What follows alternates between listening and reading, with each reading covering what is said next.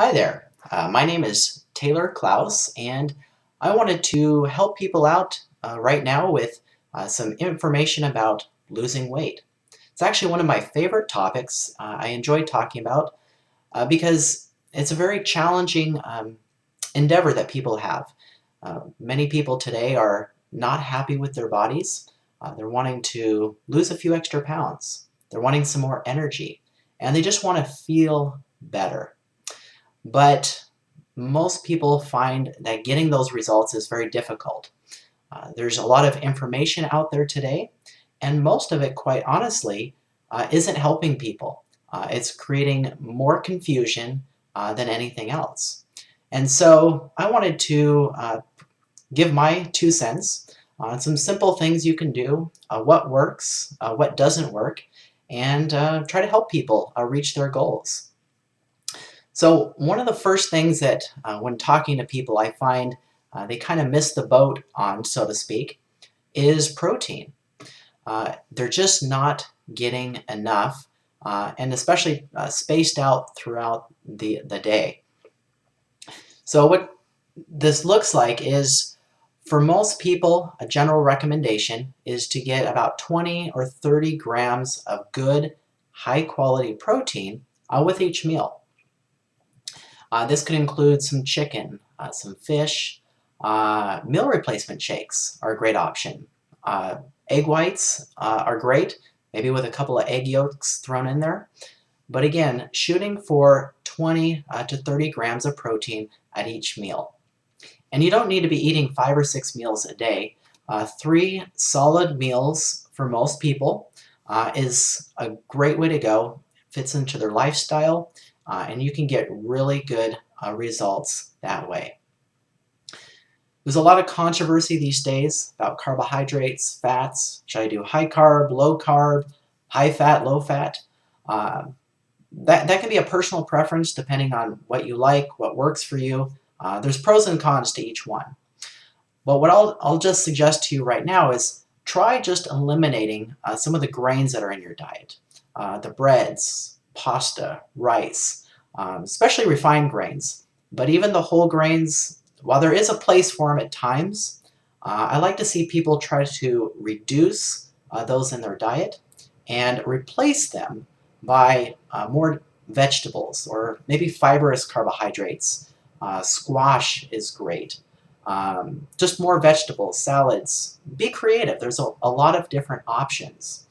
But between increasing the protein, which is going to help in weight loss because not only is it going to help you feel fuller, but it's going to maintain your muscle mass. And you don't want to lose that while losing weight. There's programs out there, diets. You'll lose a lot of weight following the programs. But if you lose muscle mass along with the fat mass, you're going to end up with a yo-yo diet because it's going to slow your metabolism. You're not going to like the way you look, and ultimately you're not going to get the results that you're after. So eat more vegetables, eat more protein, and don't worry about too much of the rest for right now. Just keep it simple. I think you're going to get some great results doing that. When it comes to exercise, definitely implement an exercise routine into your program. But keep proper expectations. If you really do the math on how much exercise it takes to lose weight, I think you'll really be disappointed. It takes a lot of effort, hours upon hours of exercise to lose even a pound of body fat.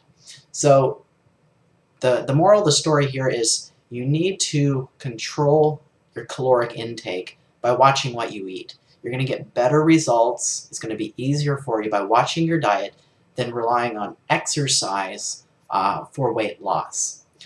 Exercise definitely has a place, but I like to think about it more for the health benefits of exercise than really focusing on weight loss with exercise.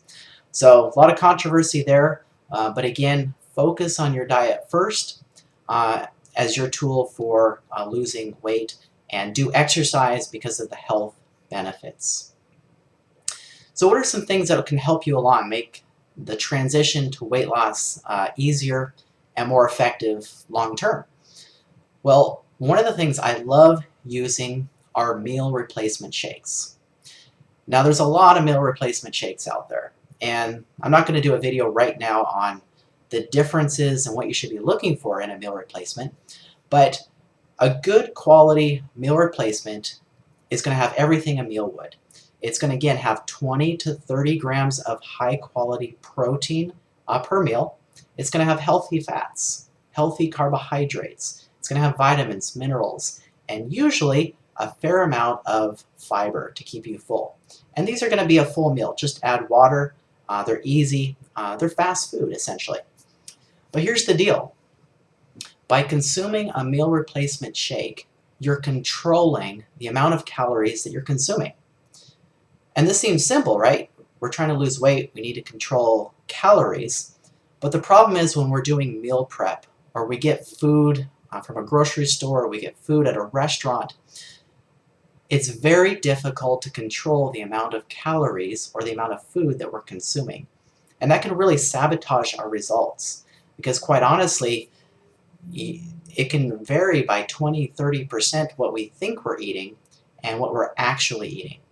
Where a meal replacement shake, it's pretty hard to screw that up. You put a couple of scoops in a shaker, in a blender, you put a packet in, you really can't overeat. It's just not that hard. So meal replacement shakes are a great tool for weight loss. They keep the protein up, keep the calories down, and they keep you fuller while maintaining the proper calories that you need. The next one, which is pretty exciting, I love.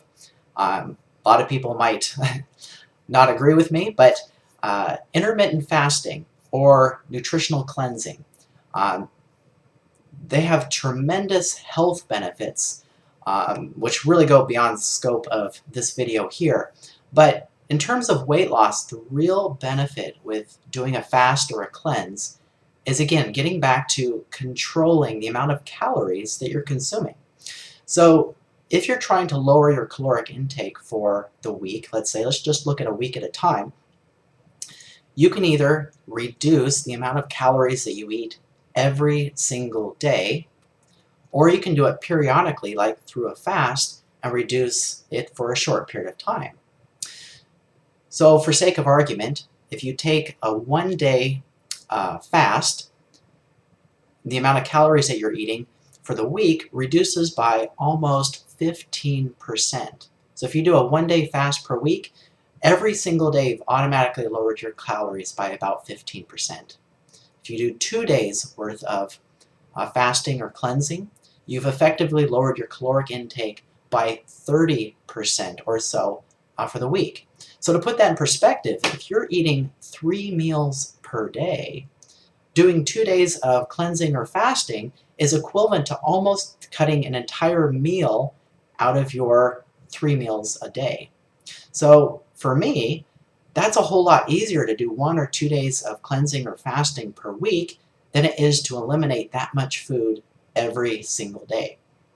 Now, it just depends on personal preference, but there's also a lot of health benefits and a lot of other things that come along with fasting and cleansing that maybe I'll do another video on.